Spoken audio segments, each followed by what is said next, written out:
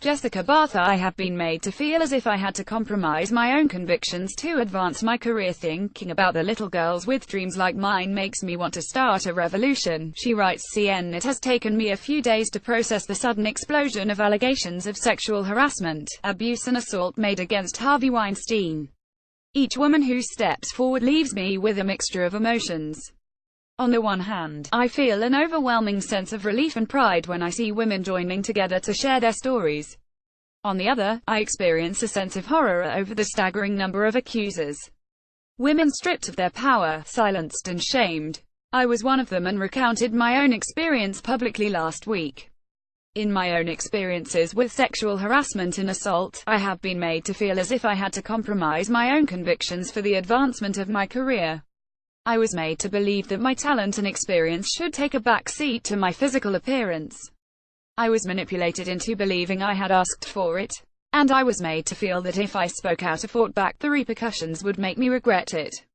So, what now? Now, women and men must get to work finding solutions.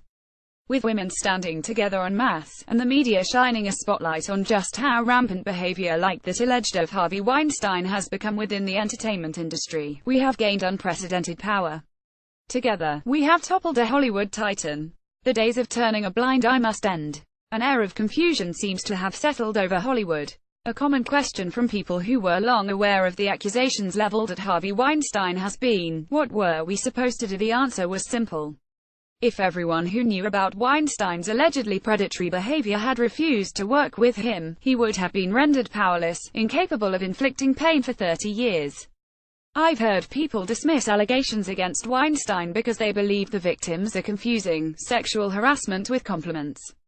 This type of ignorance is common and dangerous, and can only be cured through proper education and awareness. We must get better at educating both men and women about what constitutes sexual harassment and assault. This type of education should be provided in schools, corporations, and every institution in between. We must implement zero-tolerance policies for sexual harassment and assault in the workplace. According to TMZ, Weinstein's company reached an employment contract with him that said if he got sued for sexual harassment or misconduct, all he had to do was pay a fine and he could keep his job.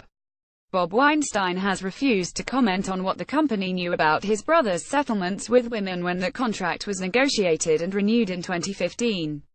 When harassers and abusers have positions of power, is it any wonder that victims are afraid to come forward when they seemingly have nothing to gain and everything to lose? For me, a recognition of the financial and emotional drains that would result from my coming forward and taking legal recourse gave me significant pause. The fact that I felt completely alone in my shame made keeping quiet seem like the only option. And worries about negative effects on my career didn't necessarily make me want to shout it out from the rooftops. My career did take a sudden and unexpected slowdown after I spurned the advances of Harvey Weinstein and others, but to me, the question for victims isn't what sort of damage coming forward may cause to your career. It's what your silence made at your soul. These past few days have given me the sense of empowerment I have craved for years.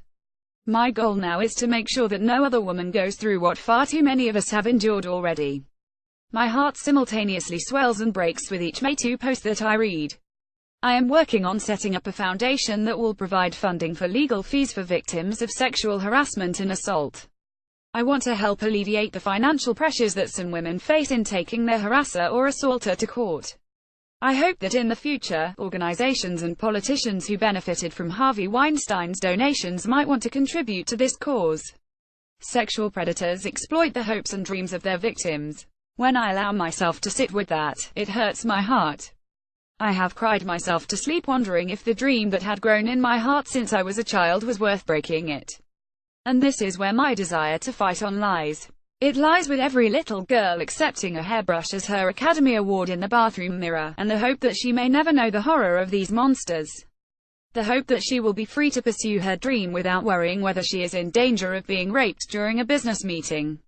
These are the little girls that I am fighting for, the ones who are out there right now, the ones who are still living in our hearts, and mostly, for the ones I am raising at home. And, I will tell you this, it makes me want to start a revolution that doesn't end until the mightiest of these monsters fall. It begins now.